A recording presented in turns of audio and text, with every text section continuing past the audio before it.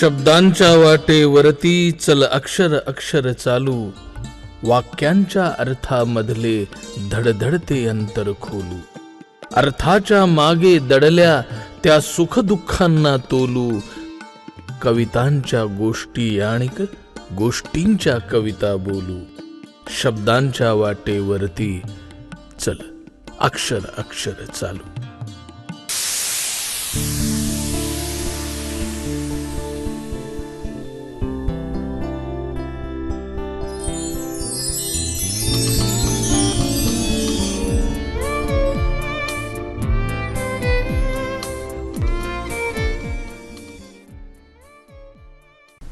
नमस्कार रसिक हो.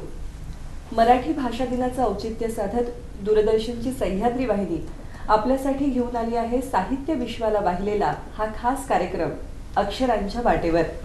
आज मराठी भाषा दिवसाच्या निमित्ताने मराठी भाषा माऊलीला वंदन करून आणि कविवर्य कुसुमाग्रजांच्या स्मृतीला सादर वंदन करून आजच्या या भागाची सुरुवात करूया. हे शतक हे अस्वस्थ करणारं शतक आहे असं म्हटलं जातं. या अस्वस्थ शतकात आपल्या आजूबाजूला बदलत असलेली परिस्थिती आणि त्यातून अस्वस्थ होत असलेली आपली मनस्थिती याचं भेदक दर्शन करणारी कविता ज्यांनी लिहिली असे या अस्वस्थ शतकाचे कवी म्हणजे वसंत आबाजी डहाके. सरांनी कवितेबरोबरच विपुल प्रमाणात समीक्षात्मक वैचारिक लिखाणही केलं, जी त्यांची साहित्य विश्वाला असलेली मौलिक देणगी म्हटली पाहिजे. त्याचबरोबर कादंबरी, ललित लेखन असे इतर साहित्य प्रकारही त्यांनी हाताळले. त्यांच्या चित्रलिपी या काव्य संग्रहाला साहित्य अकादमीचा पुरस्कार प्राप्त झाला. खरं तर अनेक मान सन्मान साहित्य विश्वातले सरांना प्राप्त झाले. साहित्य संमेलनाचं अध्यक्षपदही त्यांनी भूषवलं. अशा ज्येष्ठ साहित्यिकांशी गप्पा मारत आजच्या या मालिकेला आपण सुरुवात करतो आहोत. हा या मालिकेसाठी सुयोग म्हटला पाहिजे. स्वागत करूया सरांचं. नमस्कार सर. नमस्कार. कार्यक्रमात मनपूर्वक स्वागत. आता मी उल्लेख केला की तुम्हाला अनेक पुरस्कार प्राप्त झाले, ज्यामध्ये आजच्या दिवशी मला आवर्जून उल्लेख करावासा वाटतो तो जनस्थान पुरस्काराचा. बरोबर. आज मराठी भाषा दिवसाच्या निमित्ताने आणि कविवर्य कुसुमाग्रजांची स्मृती जागवत असताना काय सांगायला आवडेल तुम्हाला? माझ्या मनात असं बऱ्याच दिवसापासून येऊ लागलेलं आहे की माझं आणि कुसुमाग्रजांचं काहीतरी नातं आहे. ते कसं तर त्यांचा विशाखा हा अतिशय उत्तम कविता संग्रह 1942 साली प्रकाशित झाला आणि तिकडे बेलोरा नावाच्या गावी डहाके यांच्या घरी वसंताचा जन्म झाला. हे जे काही वर्ष आहे 1942 तर असं ते आहेच. आणि त्यामुळे स्वाभाविकच मला जनस्थान पुरस्कार मिळाला तेव्हा ती एक प्रकारे आतली जी कृतज्ञता आहे ती त्यावेळच्या माझ्या भाषणातून व्यक्त झाली होती. आमच्या पिढीला म्हणजे आम्ही उगवत असताना हळूहळू वयात येत असताना कुसुमाग्रजांच्या विशाखातल्या अनेक कवितांनी सोबत केलेली आहे, आवाहन केलेलं आहे. आणि त्यामुळे कुसुमाग्रजांची ही कविता, त्यांची नाटकं, ह्या सगळ्या गोष्टी प्रेरणा देणाऱ्या, पुढे जाऊ पाहणाऱ्या तरुणांना मार्गदर्शन करणाऱ्या, काहीतरी एक चेतना निर्माण करणाऱ्या अशा सगळ्या कविता, त्यांच्या नाट्यकृती आम्हाला त्यावेळी वाटत होत्या. तो एक काळ होता कुसुमाग्रजांच्या कवितेचा, त्यांच्या नाटकांचा, त्यावरचा राष्ट्रवादाचा किंवा समाजवादाचा प्रभाव हा एक विशिष्ट कालखंड होता. आणि त्या कालखंडामध्ये भारावून जावं असं काहीतरी घडत होतं. ते आमच्याही बाबतीत सुरुवातीच्या काळामध्ये झालेलं होतं. आणि याचं श्रेय मराठीत तरी मला असं वाटतं की मी कुसुमाग्रजांनाच देऊ इच्छितो. तेव्हा अशा या आजच्या त्यांच्या स्मृतीसाठी म्हणून आपण जो भाषा दिन सुरू केलेला आहे त्या दिवशी त्यांना वंदन करणं, त्यांच्याविषयीची आपल्या मनातली कृतज्ञता व्यक्त करणं ही फार महत्त्वाची गोष्ट आहे. आणि मी त्यांच्याशी कृतज्ञ आहे असं सांगतो तुम्हाला. तुम्ही एक फार तुमचं वाक्य माझ्या लक्षात राहिलेलं आहे की मी लिहितो म्हणून मी आहे. तर इतक्या उर्मिनी तुमची जी कविता जन्माला येते, तर एखाद्या कवितेने सुरुवात करूया का? आणि आम्हाला ही तुमची कविता सुचण्याची, कविता उमटण्याची जी संपूर्ण प्रक्रिया आहे त्याविषयी थोडं सांगा. नाही, कविता कशी लिहिली जाते, कशी येते हे सांगणं जरा अवघडच आहे. पण आपण ज्या जगात जगत असतो, भोवती अनेक माणसं असतात, घटना प्रसंग होत असतात, घडत असतात आणि काही स्थिती असतात. या सगळ्या कुठेतरी मनामध्ये आत जात असतात. आपलं व्यक्तिगत जगणंसुद्धा असतं, व्यक्तिगत आणि इतर माणसांचं जगणं, पशु पक्षी हे सगळ्यामधून आपण जेव्हा जात असतो तेव्हा मनावर त्यांच्या प्रतिमा उमटत असतात आणि कधीतरी त्या शब्दांच्या द्वारा व्यक्त होतात. तर इथे 2 गोष्टी मला सांगाव्याशा वाटतात की अनुभव घेतला आणि जसाचा तसा व्यक्त झाला असं काही होत नाही. किंबहुना मी पुनर्निर्मितीच करत असतो. शब्दांच्या साह्याने जे काही घडत असतं किंवा जाणवत असतं ते मी व्यक्त करतो. म्हणजे शब्दांमधून एक नवी वास्तवता मी तयार करत असतो. तर अशी एक प्रक्रिया माझ्या बाबतीत अगदी सुरुवातीपासून होऊ लागली होती. योगभ्रष्टच्या बाबतीत मी असं ऐकलं आहे की बराच काळ ती कविता तुम्ही लिहित होता. हो, खरी गोष्ट आहे की मी नागपूरला MA करायला गेलो होतो. म्हणजे अंड्यातून पिल्लू बाहेर येतं ना, तसं माझं झालं होतं. चंद्रपुरातून मी नागपूरला गेलो. म्हणजे एका मोठ्या जगात मी आलो.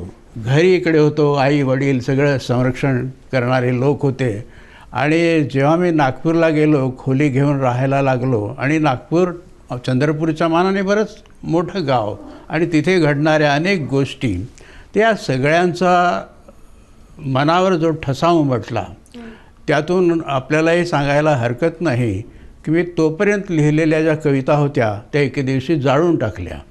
कारण त्या फार रोमॅन्टिक मला वाटायला लागल्या. अगदी बाळबोध आहेत असं आत्तापर्यंत आपण लिहिलं आणि हे जे खरं जग आहे ते काही वेगळंच आहे. आणि त्या कवितांचा बंध नाहीसा केल्यानंतर मी जेव्हा घरी आलो त्या उन्हाळ्यामध्ये MA ची 2ऱ्या वर्षाची परीक्षा दिल्यानंतर, तेव्हा मी सैरभैर इकडे तिकडे हिंडत असे आणि त्यामध्ये घरी आलं की लिहायचं अशी एक वही केली होती.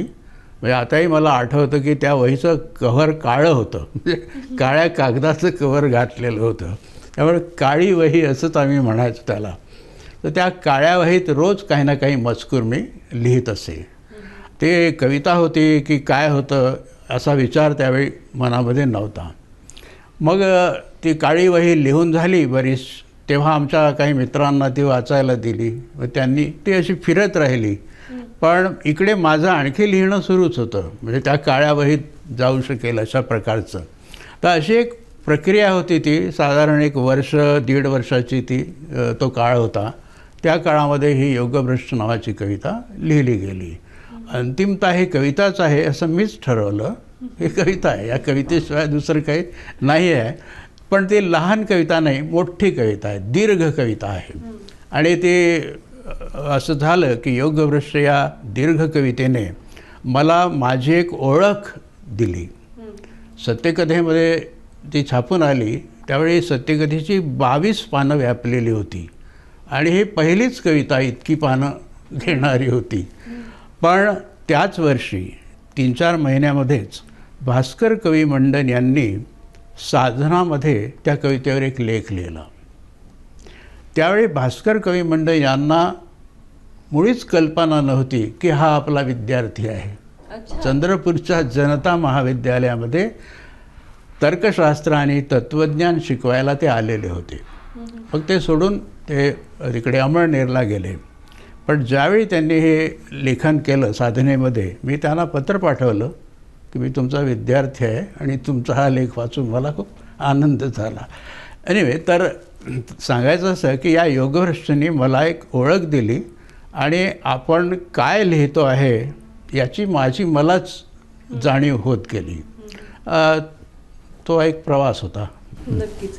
तुम्ही तुमच्या समीक्षात्मक लिखाणातून अनेकदा कवितेविषयी लिहिलेलं आहे, कवितेच्या प्रक्रियेविषयी लिहिलेलं आहे आणि तसंच आत्तापर्यंतच्या मराठी कवितेच्या प्रवासाविषयी लिहिलेलं आहे. तर तुमची कविता परंपरेतून नेमकं काय घेते?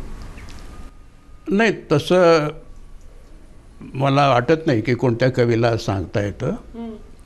माझा अभ्यास म्हणून किंवा अध्यापनाचा भाग म्हणून संबंध थोडं असं सांगायला हरकत नाही की मी विद्यार्थी जेव्हा होतो तेव्हा मी खूप वाचायचो. कविता, अन्य लेखन. आणि जेव्हा नागपूरला शिकायला गेलो तेव्हा विद्यापीठाची प्रचंड मोठी लायब्ररी तिकडे आहे. तर तिथे बसून मी तासनतास त्या आतल्या पुस्तकांच्या खोलीमध्ये बसून वाचत असे. तर तेव्हा खूप वाचन झालं. म्हणजे सकल संत गाथा, नासदीय सुक्त वगैरे अशा प्रकारचे जे काही पूर्वी काही कधी मला मिळालेलं नव्हतं ते सगळं तिथं वाचन भरपूर झालं. आणि MA करत असताना अभ्यासाला काही पुस्तकं नेमलेली होती, पण त्या पलीकडे आपण वाचायला पाहिजे तिथे उपलब्धच होती ती सगळी पुस्तकं. तर यातून मग पुढे जेव्हा मी शिकवायला लागलो तेव्हा कुठलंही काही शिकवायचं जर असलं तर संदर्भ पाहिजेच. कोणी काही लिहिलं आहे का याविषयी, आधी काही मतं मांडली आहेत का. आपल्याला माहीत आहे की भारतीय साहित्यशास्त्राची ही परंपरा आहे. आधी कोणी काय म्हटलं, माझं त्यावर काय मत आहे. तर हा जो एक आपल्या अभ्यासाचा जो भाग आहे तो कदाचित माझ्या मनात त्या वाचनामुळे निर्माण झाला असावा. आणि यातून मग मी पुढे कवितेविषयी बरंच काही लिहिलं असं. आणि ते इतकं सुंदर आहे म्हणजे त्यातून कवितेच्या आमच्या आकलनामध्ये खूप भर पडत असते. काही ठिकाणी तुम्ही कविता आणि कादंबरी या दोन साहित्य प्रकारांचीही तुलना केली. आणि तुम्ही स्वतःही कादंबरी हा साहित्य प्रकार हाताळता, तर त्याविषयी काय? कधी कधी मला असं वाटतं की योगभ्रष्ट ही माझी दीर्घ कविता म्हणजे कादंबरी लिहिण्याचा असफल प्रयत्न होता की काय. म्हणजे मी लिहायला गेलो कादंबरी आणि झाली दीर्घ कविता. पण नंतर मी लिहिल्या. मी 3 छोट्या कादंबऱ्या लिहिल्या, अधोलोक, प्रतिबद्ध आणि मर्त्य या नावाच्या. कादंबरी या फॉर्मचं मला आकर्षण आहे, म्हणजे आजही आहे. कारण जगभरामध्ये इतके थोर कादंबरीकार होऊन गेले आणि त्यांच्या कादंबऱ्या वाचत असताना जगण्याचं जे दर्शन होत असतं त्याचं ते आकर्षण असू शकतं. परंतु मला स्वतःला त्या 3 छोट्या कादंबऱ्या लिहिल्यानंतर फारसं काही समाधान झालं नाही. आवाका फार मोठा असतो कादंबरीचा आणि मी फार थोड्या अवकाशात ती कथावस्तू मांडण्याचा प्रयत्न केला होता. 2 ह्या बंधामध्ये फरकच आहे. म्हणजे कविता, मी असं म्हटलेलं आहे पूर्वी की कविता वगळत जाते तर कादंबरी सामावून घेत जाते. एवढा तो मोठा फरक आहे. त्यामुळे वगळत जाण्याची जी प्रक्रिया कवितेच्या संदर्भातली आहे ती कदाचित माझ्या प्रकृतीला जास्त मानवत असेल आणि सामावून घेण्याची शक्य नसेल. म्हणजे काही सांगता येत नाही याबद्दल. कदाचित पुढे लिहीनसुद्धा कादंबरी, काही सांगता येत नाही. पण हा या 2 गोष्टीतला फरक आहे. आणि मी अध्यापक असल्यामुळे मग इतर लेखनाकडे माझं लक्ष गेलं की वाचलेली चांगली पुस्तकं आहे त्याबद्दल लिहिलं पाहिजे. एखादा साहित्यिक फॉर्म आहे, वाङ्मय प्रकार आहे, तर त्याविषयी काहीतरी लिहिलं पाहिजे. असं होत ती एक शाखा माझ्यामधून निर्माण होत गेली. आणि कादंबरी लिहिण्यासाठी जेवढा अवकाश पाहिजे, जेवढा वेळ आणि परिश्रमही पाहिजेत ते काही शक्य झालं नाही असं म्हणता येईल आपल्याला. एखादी कविता ऐकवा. ओके, हां, कविता कोणत्या ऐकवायची ते बघूया. ठीक आहे. आता एवढ्या मोठ्या कविता पुष्कळ लिहिल्या गेल्या आहेत, पण आता मला ही एक सापडली इथे, ती मी वाचतो. हे या कवितेचं शीर्षक नदीच्या पाण्यावर असं आहे. मी काही अशा कोमल भाववृत्ती असलेल्या कविता लिहिलेल्या आहेत आणि काही उग्र प्रकृतीच्याही आहेत. अतिशय जळजळीत वास्तव व्यक्त झालेलं आहे, पण माझ्या मनामध्ये एक कोवळा कोपरा असणारच, तर तो कधी कधी व्यक्त झालेला आहे. तर त्यातली एक ही कविता आहे. नदीच्या पाण्यावर. नदीच्या पाण्यावर सकाळचं कोवळं ऊन पडावं, तसं तुझं असणं माझ्या मनावर. निवांत दुपारी काळ्या खडकावर बसलेला असावा एकच शुभ्र पक्षी, तसा तुझा विचार माझ्या मनात. संध्याकाळच्या उजेडात गळ्यातल्या घंट्या वाजवत गुरं पाणी प्यायला यावीत, तशा तुझ्या आठवणी माझ्या मनात. रात्रीच्या असीम शांततेत पाण्याचा आवाज ऐकू येत राहावा गावभर तसा तुझा स्वर माझ्या मनात, अशी कविता आहे. हे काहीशी रोमॅन्टिक वर्णाची आहे, पण अशा भावना मनामध्ये असू शकतात.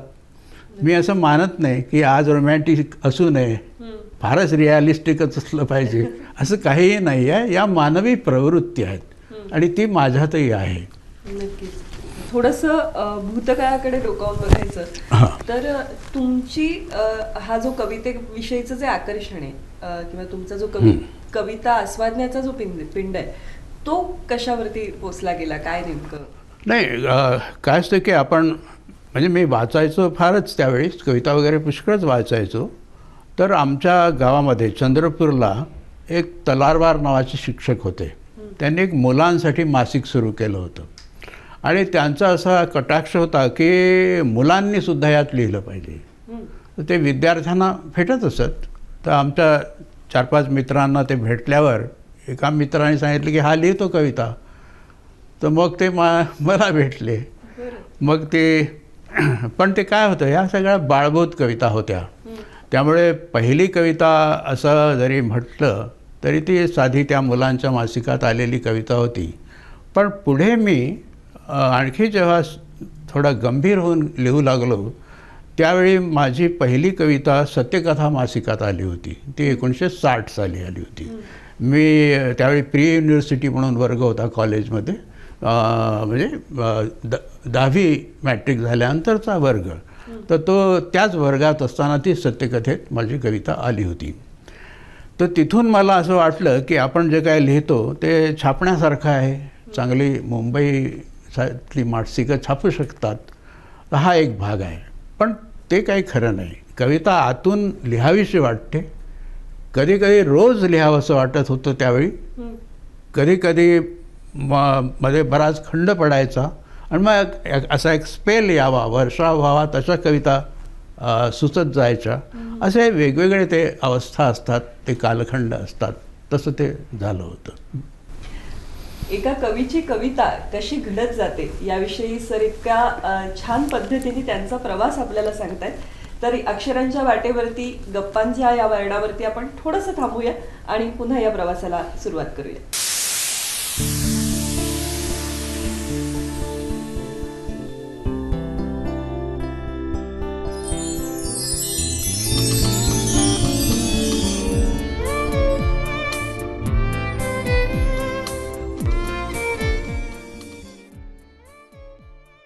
अक्षरांच्या वाटेवर या कार्यक्रमात विश्रांतीनंतर पुन्हा एकदा सगळ्यांचं मनपूर्वक स्वागत. आपण गप्पा मारतो आहोत कवी वसंत आबाजी डहाके यांच्याशी. तुम्ही विश्रांती आधी आम्हाला सांगत होतात कवितेचा प्रवास आणि कविता सुचणं ही प्रक्रिया किती विविधांगी असते, किती विविध प्रकारे घडते. मला याविषयी अधिक जाणून घ्यायचंय, पण आपण गप्पांची सुरुवात पुन्हा एकदा एखाद्या कवितेने करूया. बरोबर. काय मगाशी नदीच्या पाण्यावर ही कविता वाचली होती, त्याहून ही कविता अगदी वेगळ्या प्रकारची आहे. या कवितेचं शीर्षक पोस्ट कार्ड असं आहे. घरावर जाड कांबळं पसरलेलं असतं मध्यरात्रीच्या स्तब्धतेचं. ओठ घट्ट मिटलेल्या बंद दाराची कडी काढली जाते थरथरत्या हातानं आणि अधू डोळ्यांपुढचा काळ्या पडद्यासारखा अंधार वारीत वडील चालत जातात कुणीतरी भारून टाकल्यासारखं.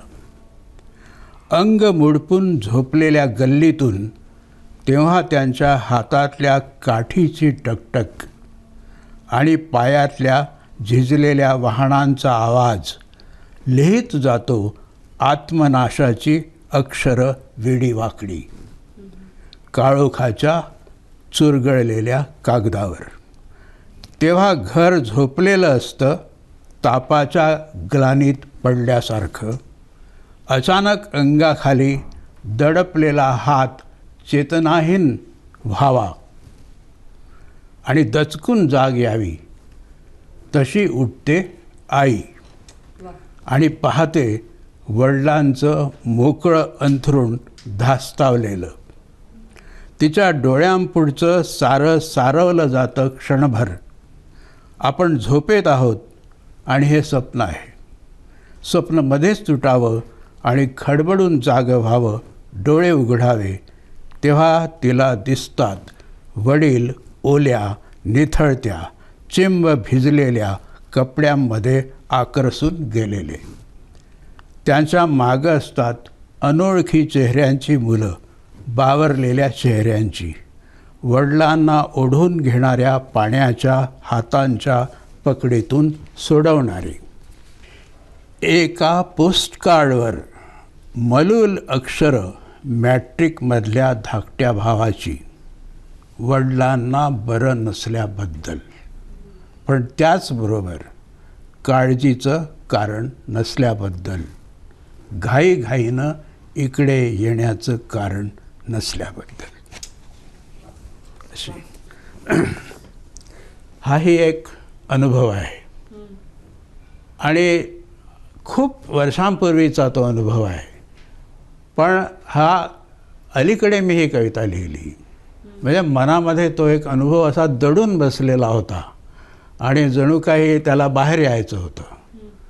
नाहीतर आत्ता वर्तमानातला हा नाही आहे, खूप जुना आहे. म्हणजे कुठेतरी आत अशा गोष्टी दडून असतात आणि केव्हा तरी त्या बाहेर येतात.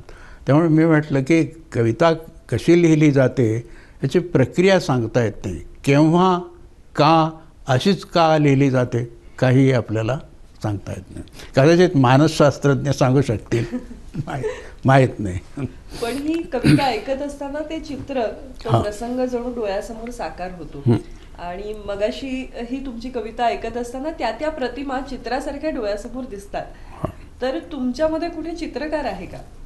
हां, आहे असं म्हणायला हरकत नाही. म्हणजे नाकारण्याचं काही कारण नाही. हे पण एक गमतीदार गोष्ट आहे, असं सांगू नये. म्हणजे पण काय झालं की मी MA करत असताना मला पुष्कळदा जे आमचे प्राध्यापक शिकवत असत, ते शिकवत असताना आपण काय करावं हे समजेना. म्हणून मी माझ्या वह्यांमध्ये आकृती काढायला लागलो. वेगवेगळ्या आकृती. तिथून माझ्या त्या चित्रकलेची सुरुवात झाली. आणि नंतर मी त्याकडे पाहायला लागलो तेव्हा असं वाटलं की आपल्याला रेषा आवडते आणि वेगवेगळ्या प्रकारची रेषा येऊ शकते. मग मी बरीच रेखाटनं केली त्या उन्हाळ्याच्या काळात, ज्यावेळी योगभ्रष्ट मी लिहिली त्यावेळी. तर हे असं सुरू राहिलं आणि नंतर मला नोकरी लगेच मिळाली नाही. तेव्हा माझा भाऊ कलकत्त्याला होता, त्याच्याकडे गेलो. तर त्यावेळी तिथे अमेरिकन लायब्ररीत बसून मी चित्रांची अनेक पुस्तकं पाहिली, मासिकं पाहिली. आणि हा जो काही माझ्या मनामध्ये असलेला जो काही वेगवेगळ्या प्रकारचा भाव होता, तो हे लोक कसं व्यक्त करतात, कशा प्रकारे व्यक्त करतात ही चित्रकार लोक, असं वाटून मी चित्रांच्या पुस्तकांकडे जास्त जास्त आकर्षित होऊ लागलो.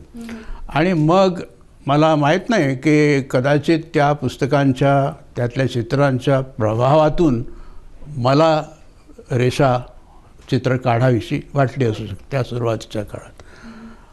त्यानंतरही माझा आजतागायत चित्र ही गोष्ट मला तितकीच महत्त्वाची वाटते जितकं साहित्य महत्त्वाचं वाटतं. म्हणजे मी चांगली पुस्तकं वाचतो आणि चांगली चित्र मला पाहावीशी वाटतात. आणि कधीकधी हा अनुभव विलक्षण असतो. आपण आता बोलतोच म्हणून सांगायला हरकत नाही.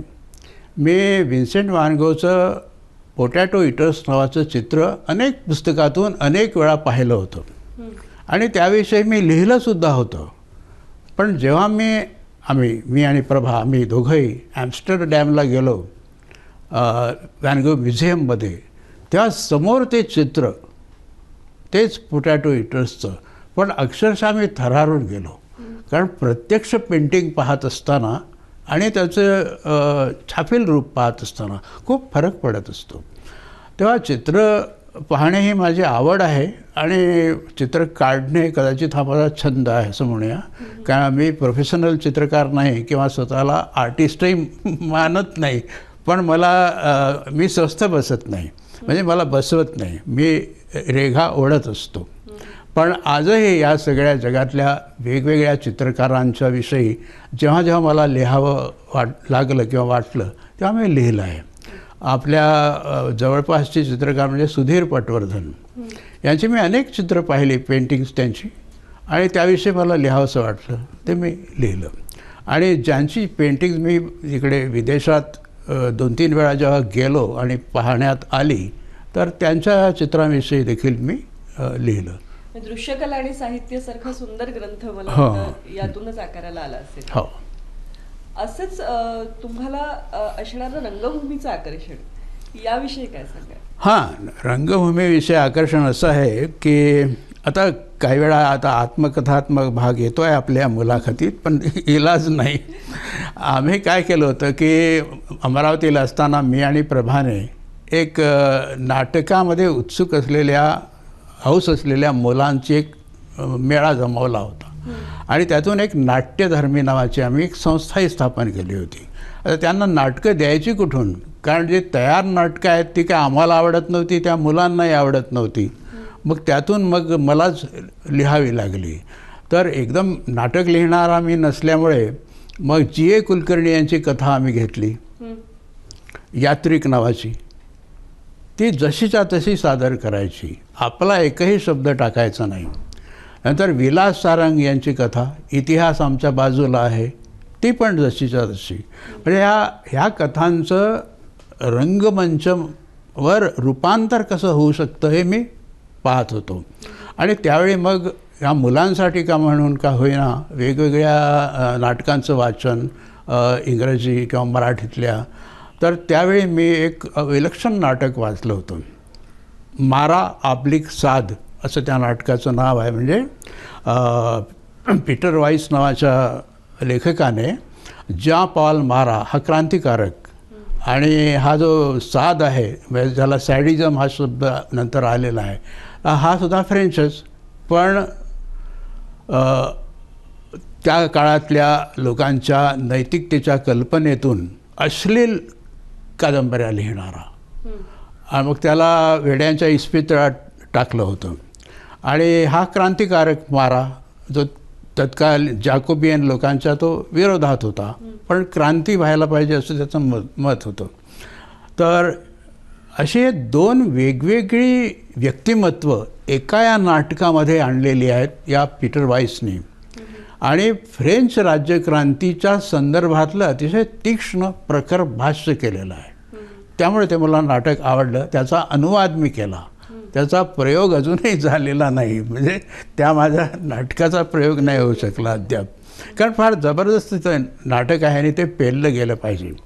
तर असं हळूहळू नाटकाच्याकडे माझी ओढ राहिली.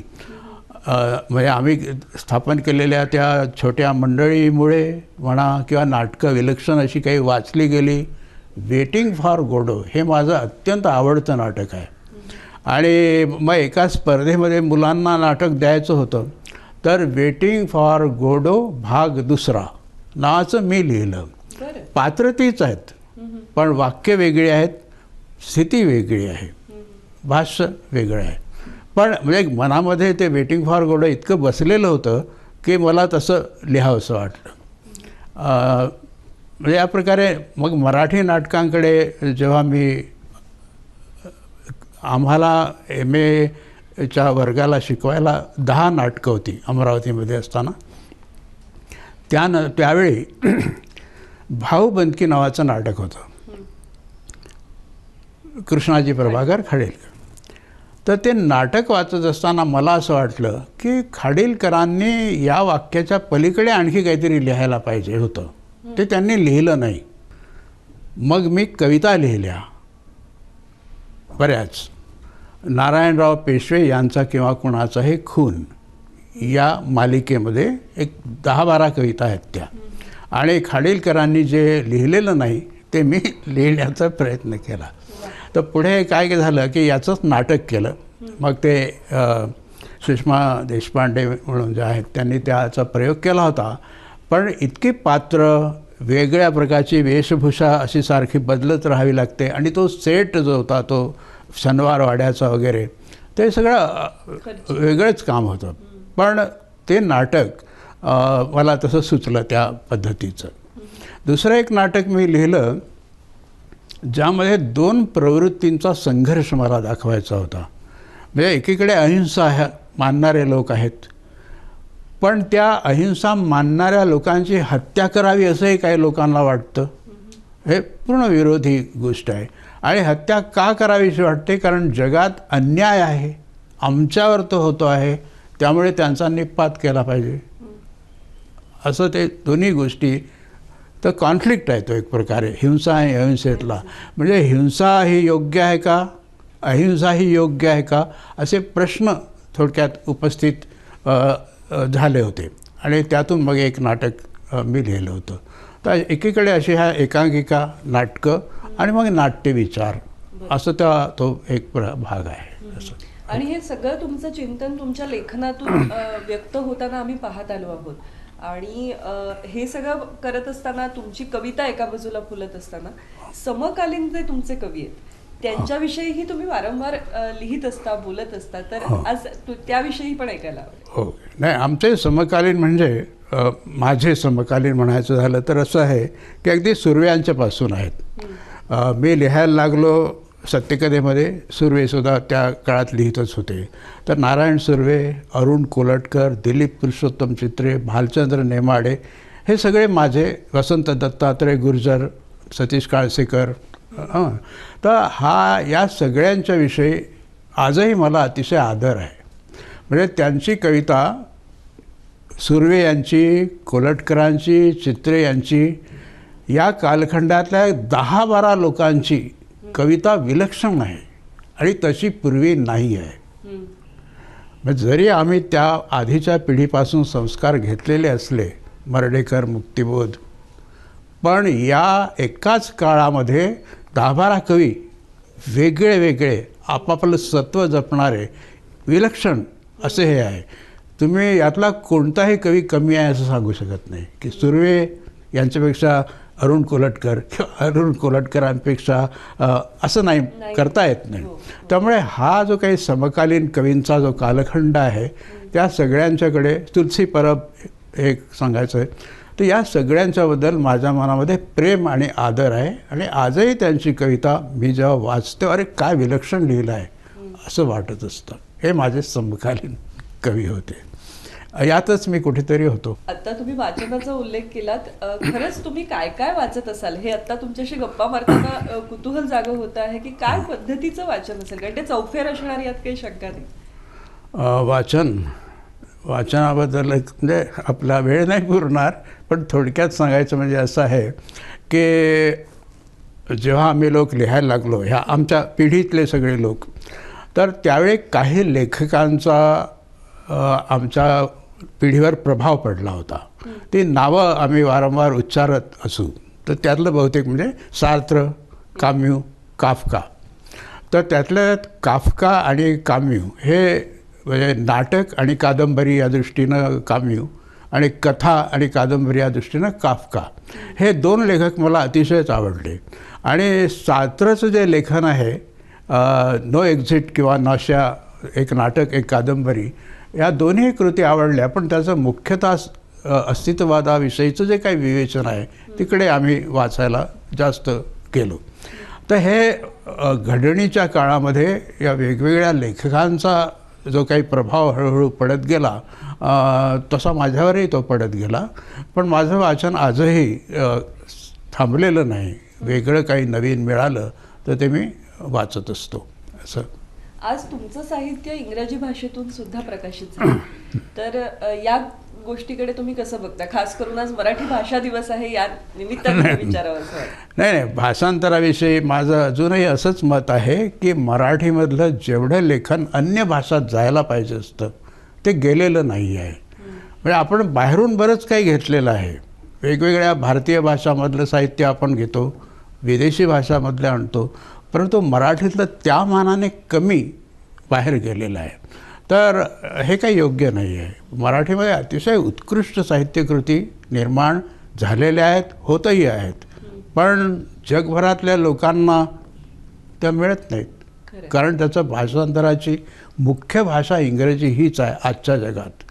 तर तसं जर घडलं तर मला असं वाटतं की कालांतराने मराठीतल्या उत्कृष्ट साहित्याची जगाला ओळख होऊ शकेल.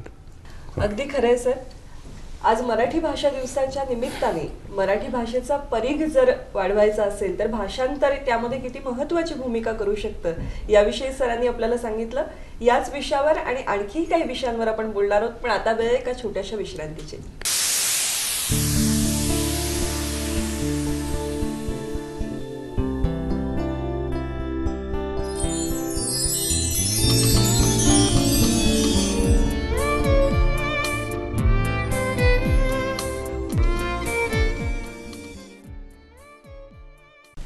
अक्षरांच्या वाटेवर या कार्यक्रमामध्ये पुन्हा एकदा सगळ्यांचं मनपूर्वक स्वागत. आणि आपण गप्पा मारतो आहोत ज्येष्ठ साहित्यिक वसंत आबाजी डहाके यांच्याशी. गप्पांना पुन्हा एकदा सुरुवात सरांच्या एखाद्या कवितेनेच करूया. बरं, या कवितेचं शीर्षक वाचाभंग असं आहे. हा एक विकार आहे. म्हणजे माणसांना बोलता न येणं किंवा वेगळ्याच प्रकारचं बोलणं त्यांच्याकडून घडणं असा एक तो आहे. तर हा कवितेत आलेलंच आहे ते. वाचाभंग, वाचानाश अथवा वाचाभंग ही एक व्याधी आहे. भाषेशी ती निगडीत आहे. म्हणजे बोलता येणे, बोललेले समजणे यावर परिणाम करणारी व्याधी. वाचन करता येत नाही, कागदावर या कसल्या खुणा आहेत ते समजत नाही, अर्थातच लिहिताही येत नाही. मेंदूला दुखापत झाली की हे घडते. विशेषतः जिथे भाषा साठवलेली असते त्या भागाला, म्हणजे मेंदूच्या डाव्या भागाला. उजव्या भागाला इजा झाली तर त्रास आणखी वाढतो. विशेषतः वयस्कांच्या बाबतीत असे घडण्याची जास्त शक्यता असते. त्यांना शब्दापुढे शब्द ठेवता येत नाही, वाक्य रचता येत नाही. कधीकधी बोलणे शक्य होते, पण चुकीचे शब्द एकापुढे एक ठेवले जातात. म्हणजे कोंबडी म्हणायचे असेल तर मासा म्हणतात, टी व्ही म्हणायचे असेल तर चेंडू म्हणतात, गांधी म्हणायचे असेल तर हिटलर म्हणतात. ते पोपट म्हणतात तेव्हा त्यांना पेरू म्हणायचे असते. म्हणजे या रुग्णांना जे म्हणायचे असते ते म्हणत नाहीत. त्यांच्या बुद्धीवर काहीही परिणाम झालेला नसतो. मात्र अशा रुग्णांशी संवाद साधणे जवळजवळ अशक्य असते. बोलणाऱ्याचे, ऐकणाऱ्याचे, वाचणाऱ्याचे, लिहिणाऱ्याचे असे झाले की आपल्याला वाईट वाटते. मात्र ते कसे सांगावे हे आपल्याला कळत नाही. शब्द निवडता येत नाहीत, वाक्य जुळवता येत नाही. उच्चार करायचा झाला तर कष्टाने एखादा शब्द उच्चारला जातो, तोतरेपणा आलेला असतो. अशी ही कविता आहे. वाचाभंग हा विकारच आहे, पण कधीकधी एखाद्या परिस्थितीत, एखाद्या काळामध्ये, एखाद्या राजवटीमध्ये तो कुणालाही जडू शकतो. तुमची कविता अनेकदा असं राजकीय आणि सामाजिक भाष्य करताना दिसते, किंबहुना तो तिचा मूळ स्वर आहे असं म्हटलं तर हां, आहे तसं. वेगवेगळ्या वाचनामध्ये एक भाग माझा हाही आहे. राजकीय तत्त्वज्ञान, मुख्य म्हणजे वर्तमानपत्र हा माझा आवडता वाङ्मय प्रकार आहे. वर्तमानपत्र मी कोणतीही, केव्हाही, कुठेही गेलो तरी वाचत असतो. आणि त्यात ज्या गोष्टी येत असतात सारख्या त्या आपल्या अवतीभवतीच्याच असतात. परंतु काही विशिष्ट प्रकारचा विचार हा जो राजनीतिज्ञ लोकांनी केलेला आहे किंवा तत्त्ववेत्त्यांनी केलेला आहे त्याचाही माझ्यावर नक्कीच परिणाम आहे. त्यामुळे बाहेर घडणाऱ्या घटनांकडे मी एका विशिष्ट दृष्टिकोनातून बघतो. म्हणजे त्या तशाच असतील असं मी म्हणत नाही, पण मला त्या तशा दिसतात आणि तेव्हा त्याबद्दल लिहावंसं वाटतं. मी असं बऱ्याच काळापासून म्हणत आलं आहे की कवीच्या बाबतीत वैयक्तिक आणि सामाजिक असं काही भेद करता येत नाही. जे व्यक्तिगत अनुभव असतात ते सार्वजनिकही असू शकतात आणि जे सार्वजनिक असतात ते व्यक्तिगतही असू शकतात. त्यामुळे राजकीय कविता, सामाजिक कविता, प्रेम कविता, निसर्ग कविता हे भेद म्हणजे वर्गात शिकवण्यासाठी आहेत. एरवी ते काही खरे भेद नाही आहेत. तर या दृष्टीनं जेव्हा एखादी स्थिती असते ती स्थिती माझ्या कवितेमध्ये येते तेव्हा एक प्रकारे राजकीय रूपकात्मकती होते. असं उदाहरणार्थ या कवितेत ते घडलेलं आहे. तर अशा आणखी काही कविता आहेत ज्यामध्ये की एक जण आमच्या कॉलेजमध्ये होता प्राध्यापक, परंतु त्याची एक काहीतरी मानसिक जरा गडबड होती, म्हणजे द्विधाचित्त होतं त्यांचं. आणि त्यांना असं वाटायचं की आपल्यालाच सगळे लोक बोल लावतात, आरोप करतात, अमुक गोष्ट आपली नीट करू देत नाही, हेतुपुरस्सर असं चालत असतं. असं एक त्या व्यक्तीचं आम्ही ऐकत असू. तर त्यातून मला एक बरीच मोठी कविता सुचली. अशा व्यक्ती असतात, अशी माणसं असतात, हे गोष्ट वेगळी, पण एखादा संपूर्ण समाजच तसा असू शकतो की ज्याला वारंवार डावललं जातं, पुरेसं मिळत नाही, ज्या गोष्टी मिळायला पाहिजे त्या मिळत नाहीत, राजकीय किंवा कुठलेही हक्क बजावता येत नाही, असा एक वंचित समाज असू शकतो कोणत्याही काळामध्ये. असं एक त्याला मग रूपकात्मक रूप आलं. म्हणजे प्रत्यक्षात एखादा प्राध्यापक किंवा एखादी व्यक्ती आहे, पण कवितेत येताना तो सगळा समाजच त्या प्रकारे, असं ते एकूण त्या अनुभवाचं रूपच बदलतं. हे असं जसं आता 12वीच्या पाठ्यपुस्तकामध्ये जी कविता आहे समुद्र कोंडून पडलाय, तीही अतिशय भेदक वर्णन करणारी कविता आणि खरोखर महानगरांमध्ये हरवत चाललेलं, म्हणजे त्याच्यात तुम्ही लहान मुलाचं वर्णन केलंय की 32व्या मजल्यावरचं लहान मूल आणि त्याचं बालपण उंच उंच होत गेलेलं पण अरुंद झालेलं. तर या ओळी इतक्या आमच्या मनावरती परिणाम करतात. अशा पद्धतीचं वास्तव जेव्हा चितारत तुम्ही असता, हे महानगरामध्ये अनुभवाला येणारं वास्तव आहे. आणि आज जर आपण पाहिलं तर त्या महानगराचं अतिमहानगरात रूपांतर आता झालेलं आहे. आणि अशा अतिशय उंच उंच इमारती तर खूप ठिकाणी आपल्याला दिसतात. ते सरळ सरळ असं म्हणायला हरकत नाही, थोडंसं ढोबळ वाटेल, पण दोन जगांमध्ये विभागणी आपोआपच होत जाते. एक उंच स्थानावर राहणारी, एक अत्यंत खाली रस्त्यावर राहणारी. हे जे विभाजन आहे ते आजही कमी झालेलं नाही. क्रांतीच्या गोष्टी पुष्कळ झाल्या, आंदोलनं झाली, पण मूलभूत परिवर्तन अद्याप झालं नाही. तर ही गोष्ट आपल्या मनामध्ये सारखी खटकत राहते की आता ह्या मुलांचं काय भवितव्य, हे कुठं जाणार आहे, कोणत्या समाजात किंवा गटात ती मिसळून जाणार आहे, चांगली कामं करणार आहेत की वाईट करणार आहेत. असा एक विचार शहरामधून हिंडत असताना मुंबईसारखं शहर अनुभवांच्या बाबतीमध्ये भांडार आहे, वेगवेगळ्या प्रकारच्या, आणि दुःखद आणि सुखद दोन्ही गोष्टी आहेतच तिथे. तर त्यातून मला एके दिवशी ही कविता मुंबईत असतानाच सुचली होती. पण हे चित्र आजही बदललेलं नाही. अगदी खरं. तुम्ही तुमच्या समकालीन कवींविषयी बोललात, तसंच आता जी पुढची पिढी लिहिते आहे त्यांचंही साहित्य तुम्ही आवर्जून वाचत असता, त्याला दादही देत असता. शर्मिला फडके यांची 4 सीझन्स ही कादंबरी, तिला तुम्ही खूप खुली दाद दिली. तर याविषयी काय सांगाल, आता जी पिढी लिहिते आहे त्यांच्याविषयी? नाही, मला यांच्या कादंबरीविषयी काय वाटलं की ऋतूंमध्ये कसा निसर्ग बदलत जातो, माणसं बदलत जातात, त्यांच्या ॲटिट्यूड्स ज्या आहेत त्या कशा बदलत जातात, आणि एक मोठा पट उभा राहतो त्यामध्ये. असा एक कोरियन दिग्दर्शकाचा एक चित्रपट येऊन गेला होता.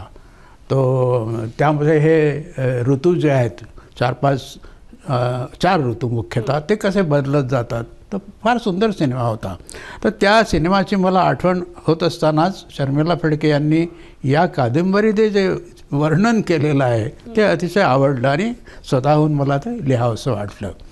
तर आज कथात्मक साहित्यामध्ये जयंत पवारांचं नाव आपण घ्यायलाच पाहिजे. आसाराम लोमटे, किरण गुरव, बालाजी सुतार, हे चांगलं गद्य, म्हणजे हे नावं याच लोकांची घेतो आहे म्हणजे हेच लोक लिहितात असं नव्हे, कोणाला वाईट वाटू नये. पण थोडक्यात आठवली म्हणून ती नावं सांगतो की या नव्या लोकांनी वेगळं काहीतरी वास्तव पाहिलेलं आहे आणि ते व्यक्त करतायत. तसंच कवींच्या बाबतीमध्येही आहेत. म्हणजे ज्यांना नवोदोत्तरी पिढी आपण म्हणतो ते सुद्धा आता 50च्या घरामध्ये येऊन पोचलेले आहेत. तर त्यांचीसुद्धा कविता मला आवर्जून वाचावी वाटतं, त्याबद्दल लिहिलं पाहिजे, बोललं पाहिजे. कारण मला असं वाटतं की मी ज्या पिढीचा आहे त्या पिढीपेक्षा ही पिढी वेगळी आहे. त्यांना वेगळं काहीतरी दिसतं. भाषाही ते वेगळ्या प्रकारे घडवतात, म्हणजे मोडतोड पण करतात. पण मर्ढेकरांची भाषेची मोडतोड आणि मन्या जोशीची भाषेची मोडतोड यात फरक आहे. हा फरकसुद्धा आपण लक्षात घ्यायला पाहिजे. त्यामुळे नव्या लोकांच्या संदर्भामध्ये माझ्या मनामध्ये प्रेम आहे. म्हणजे मी त्यांची कविता खूप महान ग्रेटच आहे, प्रत्येक कविता लिहितो, प्रत्येक कवी लिहितो असं नाही म्हणणार, पण ती दखल घेण्याजोगी, पुढे जाणारी, मागच्या पिढीपेक्षा वेगळं लिहिणारी नक्कीच आहे. आणि या दृष्टीनं माझ्या मनामध्ये काही, आता त्या लोकांची सगळ्यांची नावं इथं घेणं बरोबर नाही आहे, पण माझ्या मनामध्ये हे कवी आहेतच आहेत. नक्कीच. आज आता काळ जसा बदलतो आहे तसं वाचनाची संस्कृती सुद्धा बदलते आहे. पण लोकांकडे असणारा वेळ, वाचनाची माध्यमं यामध्येही खूप बदल होतो आहे. तर या सगळ्याकडे तुम्ही कसं बघता किंवा काय भविष्याचं चित्र तुमच्या डोळ्यासमोर? मी जरा पॉझिटिव्ह दृष्टीनं पाहतो. म्हणजे मला असं वाटतं की ज्या अर्थी या मधल्या करोना काळामध्ये लोक पुस्तकं मागवत आहेत, चांगली पुस्तकं मागवत आहेत, जुनी पुस्तकं मागवत आहेत, नवी मागवत आहेत, म्हणजे लोक वाचत आहेत, हे दिसतंच. आता प्रकाश नारायण संत यांच्या पुस्तकांच्या विषयी आजच्या लोकांना प्रेम आहे, वाचतायत ती. आणि नव्या लोकांच्या कविता संग्रहांना देखील त्याची मागणी ते करतात. म्हणजे वाचन एका बाजूला लोकांचं थांबलेलं नाही, ते कमी असेल, निवडक असेल, पण सुरू आहे. आणि दुसरं जो भाग आहे की व्यक्त होण्याचे अवकाश आज वाढलेले आहेत. व्हॉट्सॲप असो, फेसबुक असो, लोक त्यावर व्यक्त होत असतात. आणि ते जरी खरं असलं की स्तुती जास्त असते त्यामध्ये किंवा कधीकधी अतिशय निंदाही असते, पण त्यातूनही आपल्याला असं दिसतं की लोकांना लिहावं असं वाटतं, ते लोकांच्या पुढे जावं असं वाटतं, चांगलं काही वाचलं तर ते सांगावं इतरांना असं वाटतं. तर हे चांगलं आहे ना, चांगलं आहे. म्हणजे ते अजून काही वाङ्मयापासून, कलांपासून दूर गेलेले नाहीत, लोक आहेत. उत्तम चित्रपट जर कोणी पाहिला तर त्याची नोंद ते करतात की अमुक पहा. तर याचा अर्थ असा आहे की आपलं मराठी लोकांचं तरी जग असं म्हणूया की कलारहित झालेलं नाही. अजूनही वाङ्मयाला, भाषेला, वेगवेगळ्या कलांना यांच्या प्रत्यक्ष व्यक्तिगत आयुष्यात काही एक स्थान आहे आणि ते मोलाचं स्थान आहे. सरांनी मांडलेला हा अतिशय सकारात्मक विचार सध्याच्या या भौतिक जगातही भाषेचं आणि कलांचं महत्त्व नाकारता येणार नाही, किंबहुना आपला समाज ते नाकारत नाहीये. ही गोष्ट सरांनी आता जी अधोरेखित केली ती मला वाटतं आपल्या सगळ्यांना अतिशय सकारात्मक ऊर्जा देणारी अशी आहे. अक्षरांच्या वाटेवर या मालिकेची सुरुवातच सर आज तुमच्याशी संवाद साधून झाली आहे. तुम्ही यात सहभागी झालात यासाठी मनापासून आभार. मी सुद्धा आभार मानतो आपले सर्वांचे. कारण अक्षराच्या वाटेवरून जात असताना आपल्याला या वाटेवर किती लोकांनी कामं केलेली आहेत, महत्त्वाची कामं केलेली आहेत, याचं एक स्मरण असतं. आणि हे एक प्रकारचं आपण स्मरण करतो म्हणजे त्यांच्याशी कृतज्ञ राहत असतो. आणि मराठीमध्ये स्मरण करावे असे अनेक प्रतिभावंत लेखक होऊन गेले. आज आपण कुसुमाग्रजांच्या निमित्ताने या कार्यक्रमाची सुरुवात करतो आहोत. सगळ्यांना खूप खूप शुभेच्छा. नमस्कार.